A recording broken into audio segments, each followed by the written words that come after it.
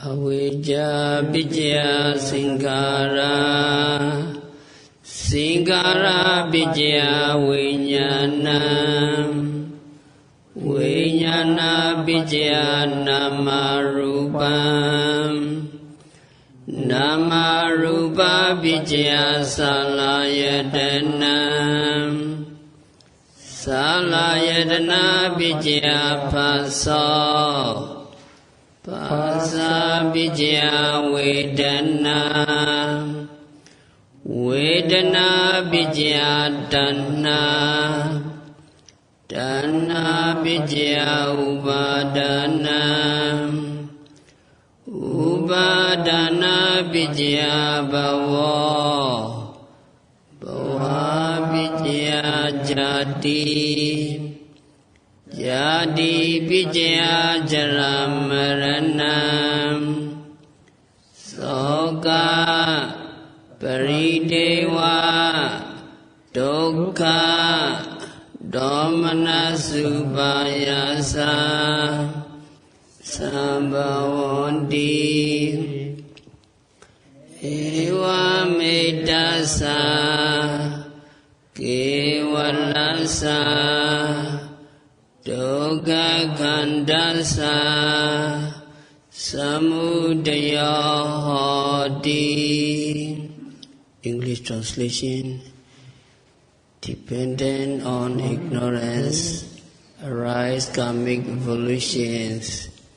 Dependent on karmic evolutions arises consciousness.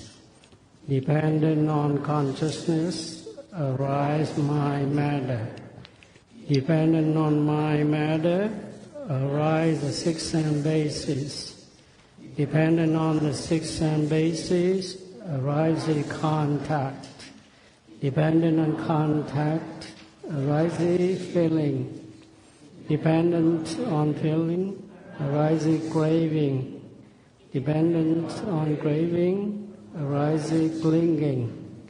Dependent on clinging arise the existence.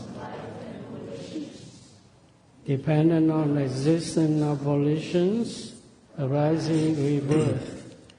Dependent on birth, decay and death arise. And sorrow, lamentation, pain, grief and despair can arise. Thus arises this whole mass of suffering. Avijja Vijaya Sankhara. Avijja, not knowing correctly. But we know wrongly. So two meanings, not knowing correctly or knowing wrongly. There's no being, no person, no man, no woman. That true nature, if we do not know correctly, we are ignorant. And mind and matter are continuously arising and disappearing, and because of this, they are unsatisfactory and not safe. If we know wrongly, it is avijja.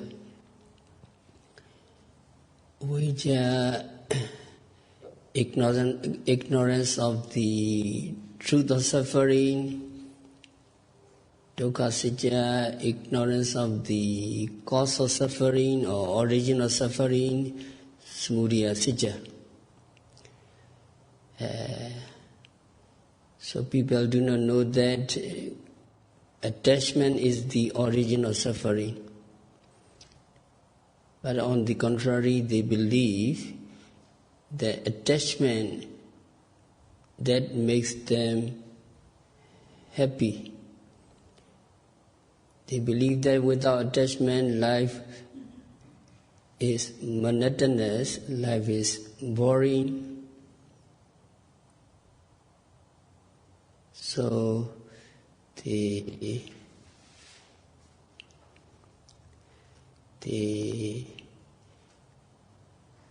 without attachment, they would feel not comfortable, So in conjunction with avijja tanna, tanna makes them blind to suffering, and they create the illusion of sukha. So people frantically seek source of pleasure. So people like movies and dramatic performances. A lot of people there. But these entertainments cost money, time, health. But tanna makes them attractive. Although to the yogis who has no attachment for them, they are source of suffering. So for yogis try to cut all kinds of tanna. Even the very pleasant music, yogi don't want to enjoy. So for the yogis, these entertainments are source of suffering. And another example is smoking. The smoker delights in inhaling the cigarette. But to the non-smoker, to the yogis, it is a kind of self-inflicted suffering. The non-smoker is free from all the troubles that happen. The smoker, he leads a relatively carefree and happy life because he has no attachment for cigarette. So tanna as a source of dukkha is also evident in the habit of bitter chewing. So in our country, people chew betel, a lot of suffering, but many people enjoy betel chewing, although in fact it is a troublesome habit. Like the smoker and the betel chewer, people seek to gratify their attachment, their craving, and this tanna inspired sankhara, tanna inspired effort is the mainspring of jati, rebirth, that leads to aging, sickness and death. So suffering and desire as its cause are evident in everyday life, but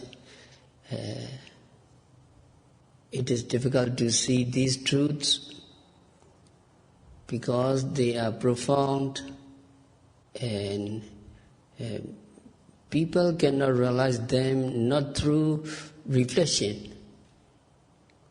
They can realize these truths only through the practice of continuous, intensive vipassana meditation. So in the diagram, you see tanna, upadana, etc. are the 5 causes, but tanna is very close to us. When we see, when we hear, when we smell, when we taste, when we touch, when we know, their there may occur Dhamma. So if we don't know that attachment is the cause of suffering, so we are ignorant. And also we think that Dhamma is the cause of happiness, that is avijja, that is ignorance. So it is really important. So Dhamma or Nandiraga is a liar or the cheater. They are very near to us. If we do not practice continuously at the present moment, and if we do not know the arising and disappearing and suffering nature, we cannot get rid of Dhamma. So to get rid of Dhamma, now yogis are practicing meditation diligently. This is the right way to get rid of Dhamma momentarily and temporarily. And another avijja is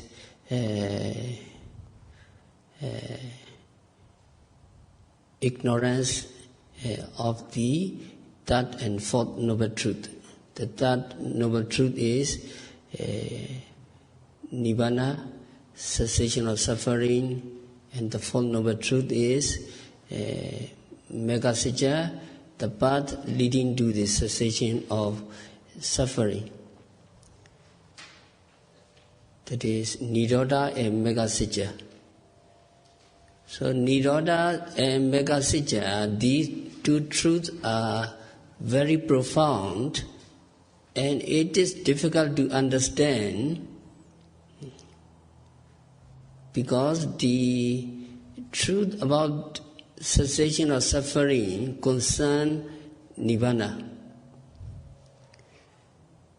So Nibbana you can realize only when you become Arya. And the path leading to the cessation of suffering is also known only to the yogi who attain Megha. So no wonder that many people are ignorant of the third and fourth noble truth, Nirodha and Megha-sicca. Yogis come into the center are very serious yogi. They really precious the third and fourth noble truth. Yes, they are expecting Megha, Phala and Nibbana, third and fourth noble truth. It is their destination, but it cannot be realized very superficially.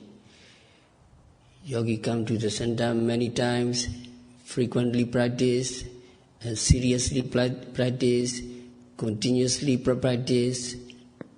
But these two truths are very profound.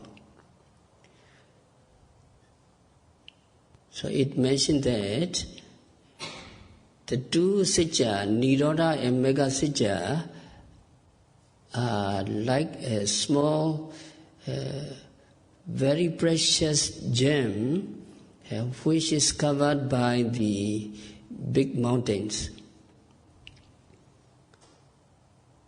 So even though they are profound, now teacher encourage, step by step you go continuously, patiently you can reach. You can reach. So they are very profound. So ignorance of the end of suffering is widespread, and world religions describe the supreme goal in many ways. Some say that suffering will come to an end automatically in due course of time. Some people regard sensual pleasures as the highest good. So they reject the future life.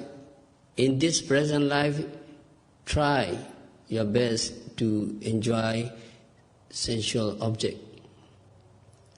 So for them, sensual pleasure is the highest nibbana. And the varieties of beliefs is due to ignorance of the real nibbana.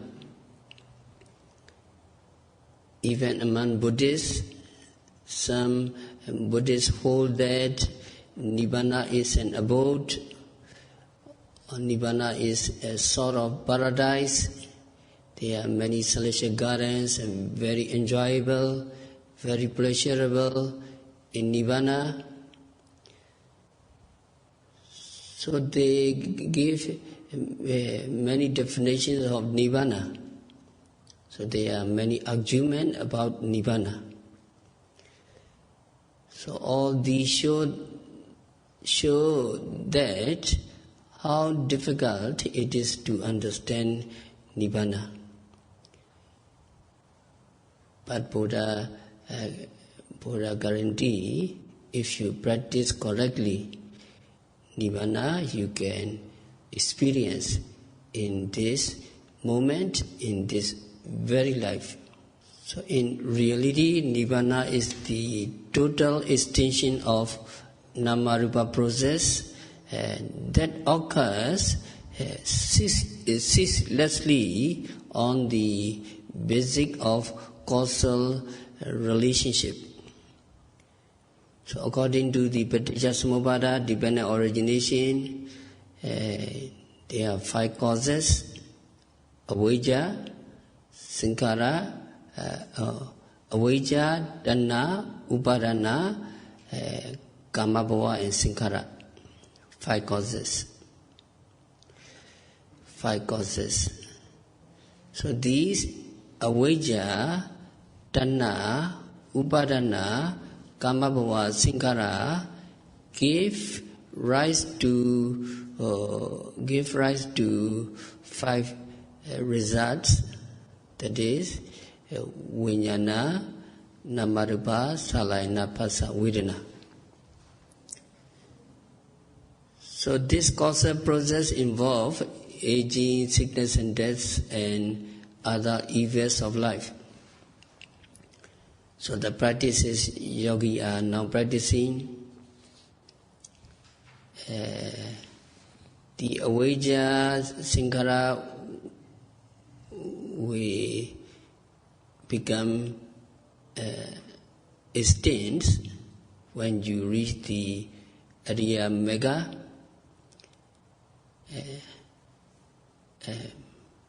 Ariya Mega, and all kinds of dukkha or vijnana, namarupa, salayana, phassa, vedana, or rebirth, all kinds of dukkha will be ceased. That is nibbana.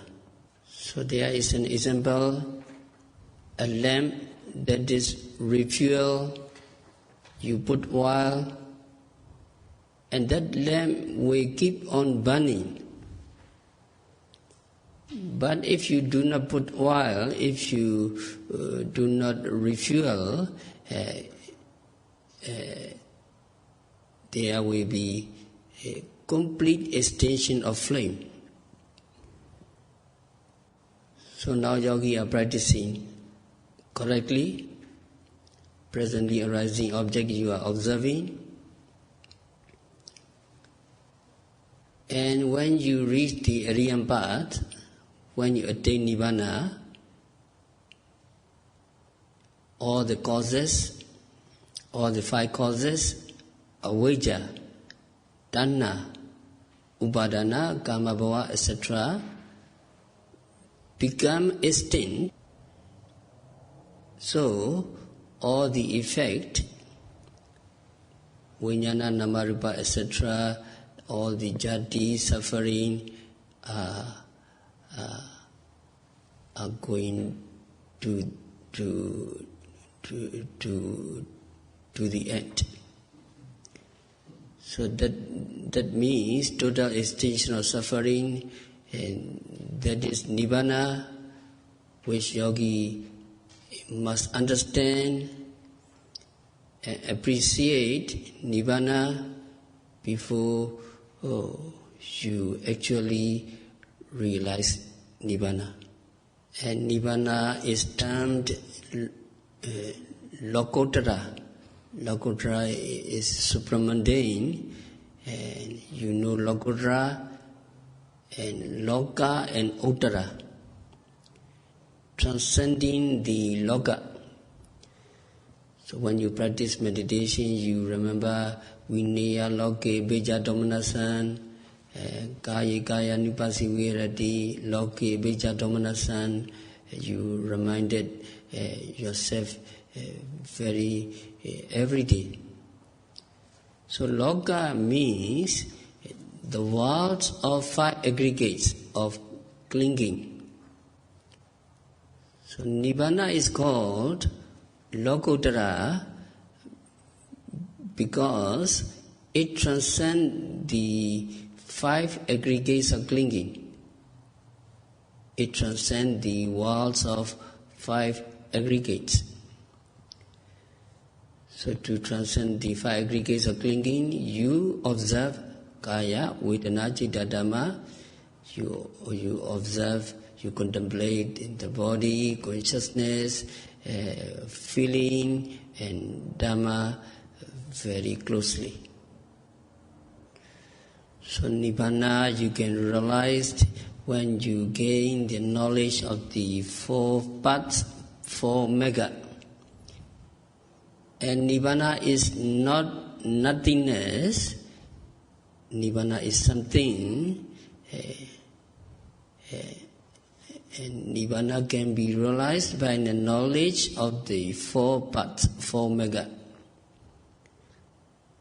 So that means Nibbana is a direct experience for yogis who have gained enlightenment. When you gain enlightenment, your mind can take Nibbana as an object. At the moment of enlightenment, your Megacita arises, path consciousness arises. So you attain Nibbana, and it is called Nibbana because it is a departure from tanha.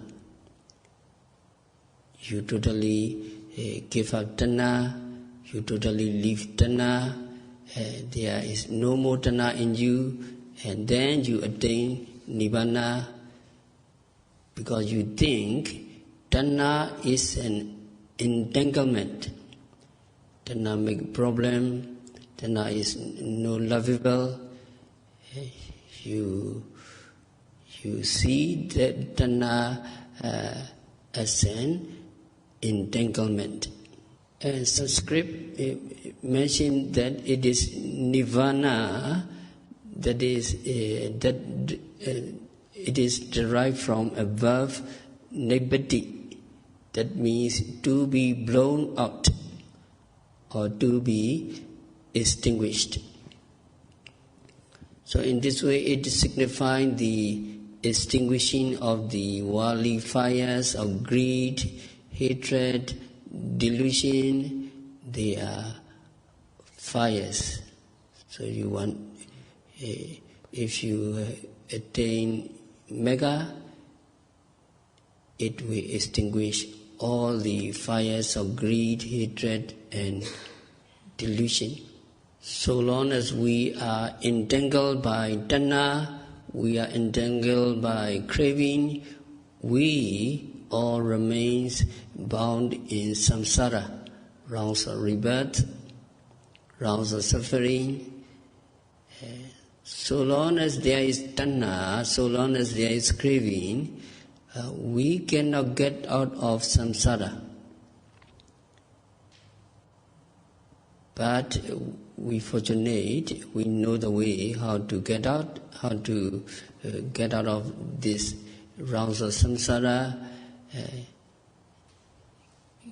come into the center and try to make the time, very opportune time to practice meditation, and then getting lesser and lesser, and finally all Dhamma will be extirpated, all Dhamma will be eradicated, and at that moment yogi attain Nibbana, and deliverance from the cycle of birth and death, free from the cycle of suffering. So there are two kinds of the Nibbana, Sa-upadisesa and Anupadisesa, and Nibbana Dhatu. So it is very interesting. Two kinds of Nibbana. Can you follow me? Sa-upadisesa, Sa-upadisesa, Nibbana Dhatu. Nibbana Dhatu. Sa-upadisesa, Nibbana Dhatu. Nibbana Dhatu. Anupadisesa, Nupadisesa, Nibbana Dhatu. Nibbana Dhatu. Anupadisesa, Anupadisesa, Nibbana Dhatu. So it is like this, when yogi practice meditation, you attain Nibbana, or you realize Nibbana, or let's say yogi become Arahant. At that moment, yogi extinguish all mental defilements. All mental defilements are gone for yogi, but you stay alive. What remains is your body and other Citta and Cetasika, they remain. So an Arahant still has the physical body and some Citta and Cetasika remaining. They are called remaining Upadisesa, because when the mental defilements are eradicated, they remain. So an Arahant's mind and matter are called Upadisesa, aggregates remaining. Remaining after the eradication of mental defilements. So now Nibbana, which yogi realize, while stay having your body and mind, is called Sa-upadisesa. That means you stay alive, you still have body and mind, but you already attain Nibbana. That is Sa-upadisesa, Nibbana Dhatu. So another Nibbana is when yogi become Arahants, and then there is Nibbana which becomes evident after an Arahant's death. When Arahant dies, the mind and body disappear altogether. There is no more arising of mind and body. So that kind of Nibbana is called Nibbana without the aggregates remaining.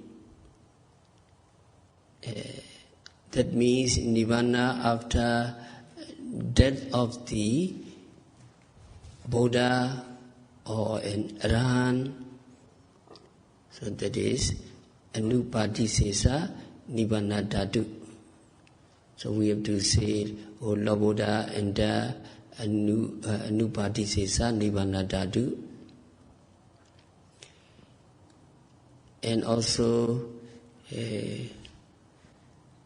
there are Kilesa Parinibbana and Khandha Parinibbana. So can you follow me? Kilesa Parinibbana.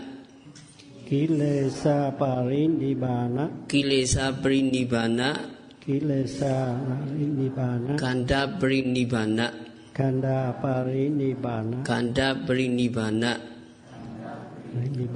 So Kilesa Parinibbana is the same as number 1, Sa-upadisesa Parinibbana. You have no more Kilesa, but you stay alive. But when you, after becoming Arahant, you die and there's no more Namaripa together. So that is Khandha Parinibbana is the same as Anupadisesa Parinibbana. And also there are 3 kinds of Nibbana: Sunyata Nibbana, Animita Nibbana, and Apanihita Nibbana. Can you follow me? Sunyata Nibbana, Sunyata Nibbana, Animita Nibbana, Animata Nibbana, Apanihita Nibbana. Apanihita Nibbana, Sunyata Nibbana, Sunyata Nibbana, Animita Nibbana, Anibata Nibbana, Apanihita Nibbana. Banilita Nibbana. Sunyata, void; Animita, sightless; Apanihita, desireless. Sunya or Sunyata means devoid of greed, hatred and delusion. And it is also called Sunya because it is devoid of all that is conditioned. So that is Sunyata Nibbana. And silence, Animita is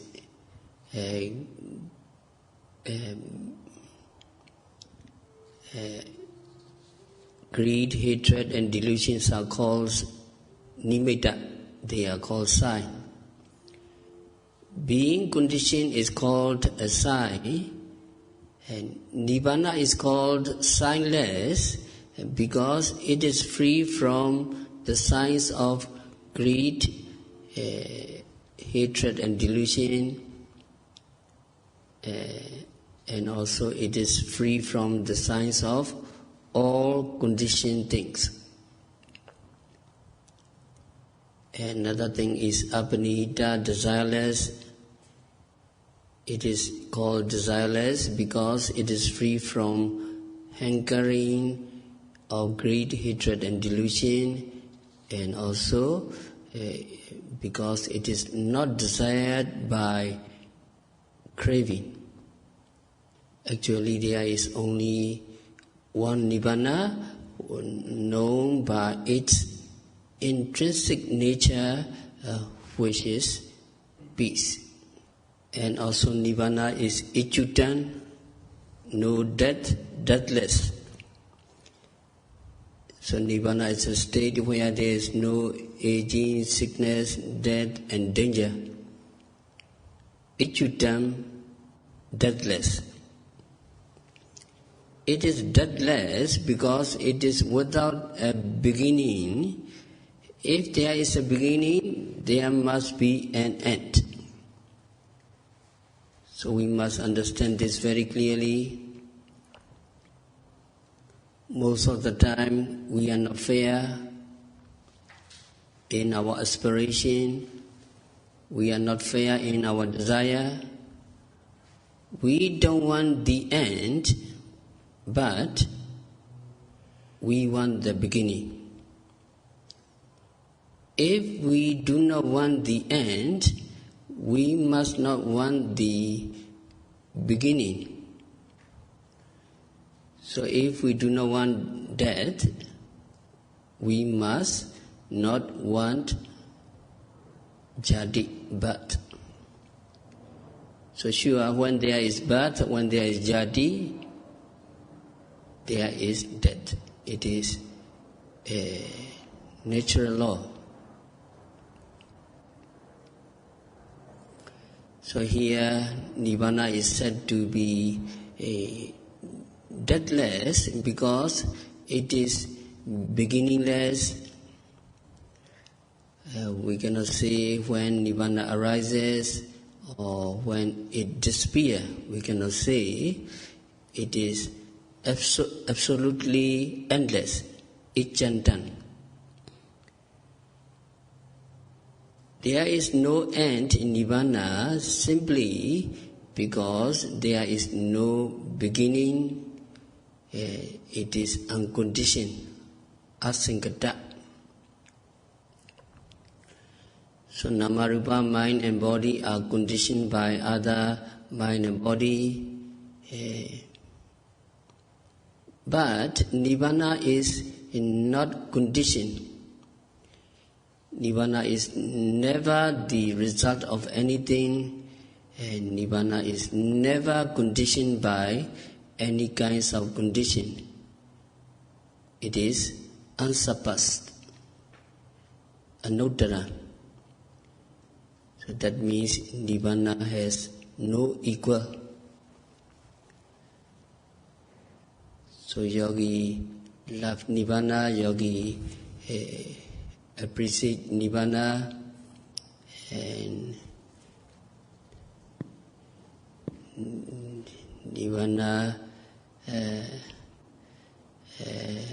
Nibbana is desirable, admirable, cherishable, ektankantamanapan.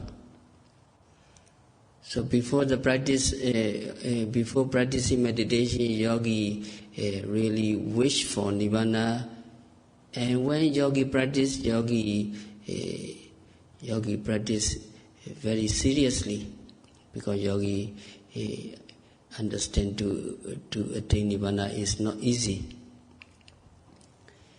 But when real practice, leave everything and just not very continuously,